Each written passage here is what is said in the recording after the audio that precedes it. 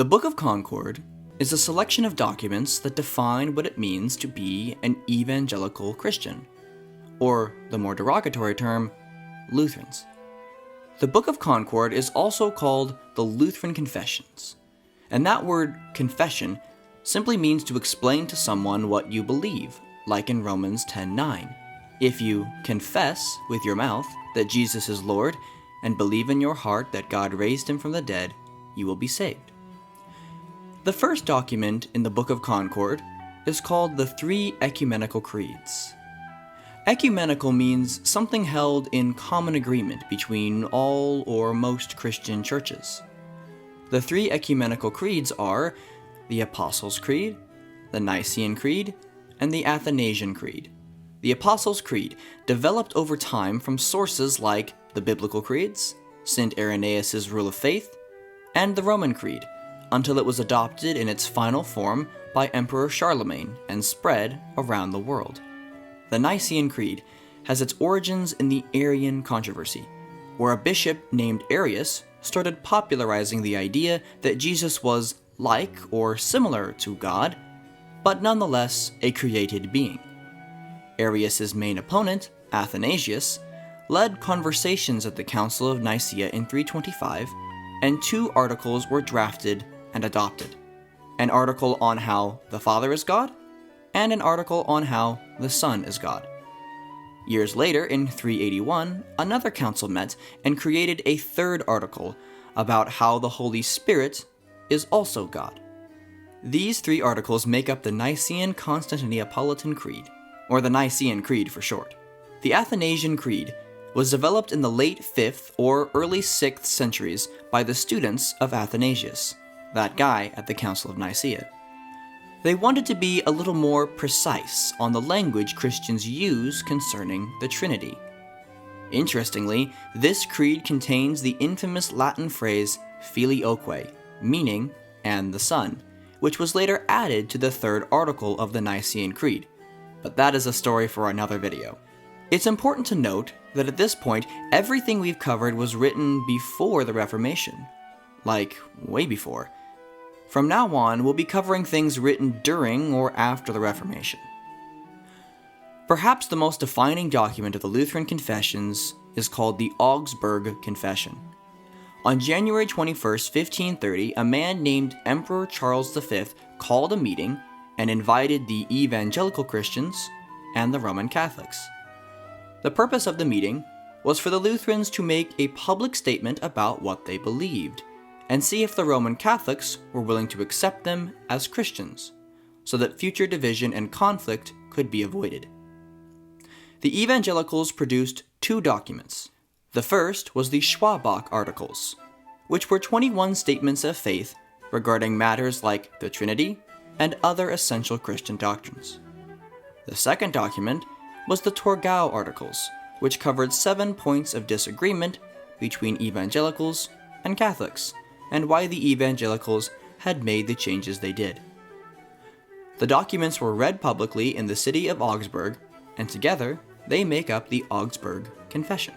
The next document is called the Apology of the Augsburg Confession. That word apology means to defend one's own position, like in the term Christian apologist.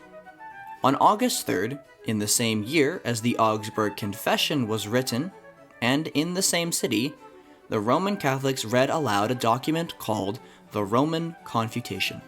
The emperor demanded that the Lutherans conceded that they had been refuted and give up their arguments. When the Lutherans requested a written copy of the Roman Confutation so that they could respond appropriately, the emperor refused unless they admitted defeat. Instead, a man named Philip Melanchthon took it upon himself to create a response to the Roman Confutation, using notes that had been taken while it was being read. Since Melanchthon was the chief author behind the Augsburg Confession, it seemed only right he should write the defense. The emperor refused to read Melanchthon's apology. The Smalcald Articles.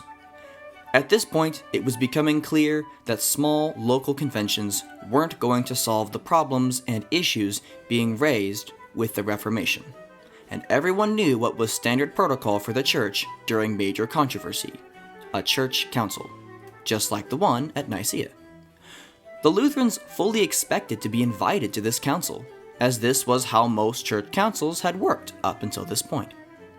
So, Martin Luther wrote a 3-part document which laid out which beliefs and practices his followers were willing to relax for the sake of unity, and which, in good conscience, they couldn't. When the Pope did eventually call the Council of Trent, the Lutherans were banned from attendance, and Luther's small-called articles weren't even read. The treatise on the power and primacy of the Pope was written as an amendment to the Augsburg Confession. Originally, Melanchthon had wanted to include an article on the evangelical view of the Pope, but he decided against it, as Emperor Charles was rather hostile to the Lutherans and Melanchthon didn't want to risk offending him, and potentially damaging any hope of reconciliation between the two groups. So in 1637 he wrote his treatise, and it was adopted as part of the Augsburg Confession. You may notice that the infamous Martin Luther has only penned one document thus far. This was because Luther had no desire to be at the center of the Reformation and preferred to encourage other theologians to voice their opinions as well. This was Luther's approach when it came to the Catechism.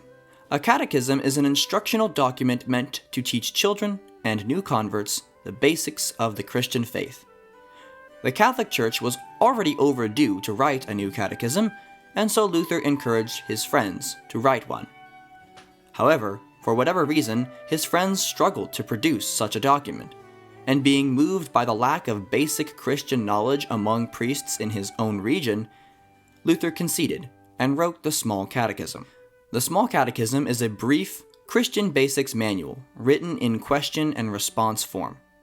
He also wrote the Large Catechism, which reads more like a collection of sermons. The final document is called the Formula of Concord. After Luther's death, controversy arose among the Lutherans which threatened to divide the newly reformed evangelical church. Theologians met and met again over a period of years, drafting and revising 2 documents until everyone agreed on the contents. These 2 documents were called the Epitome and the Solid Declaration, and together they make up the Formula of Concord. That word, concord, means agreement or harmony, which became a fitting word to describe the Lutheran confessions as a whole.